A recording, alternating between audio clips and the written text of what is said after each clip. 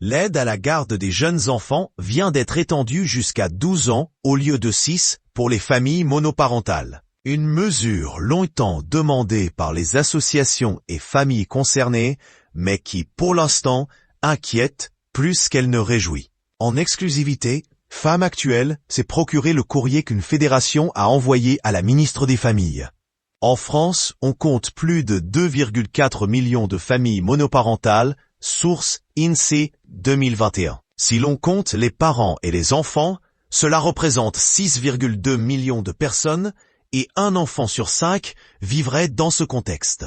La majorité de ces familles sont composées d'une mère et de ses enfants, 81% des cas. Les difficultés financières et logistiques auxquelles elles sont exposées sont telles qu'elles renoncent parfois à reprendre le travail, comme nous l'expliquait la Fédération syndicale des familles monoparentales, FSFM, dans un précédent article.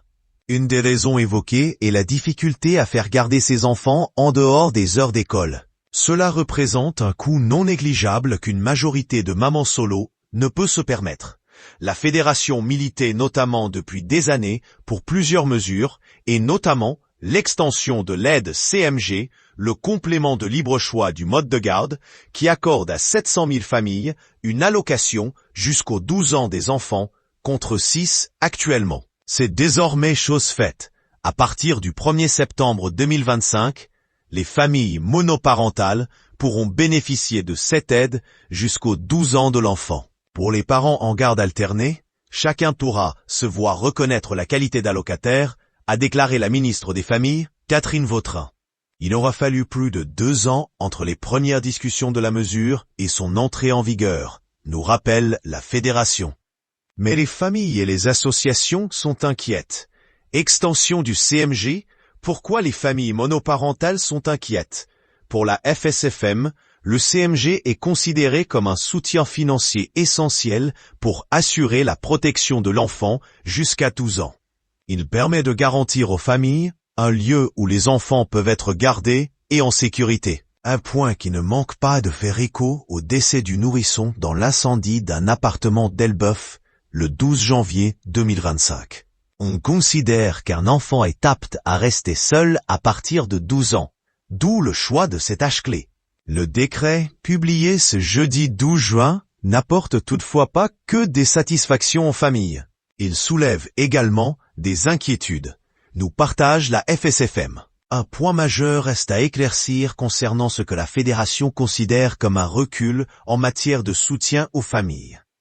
Actuellement, le CMG est attribué aux familles selon différents critères faisant évoluer le montant alloué. Certaines situations de vulnérabilité leur permettent de toucher plus d'argent.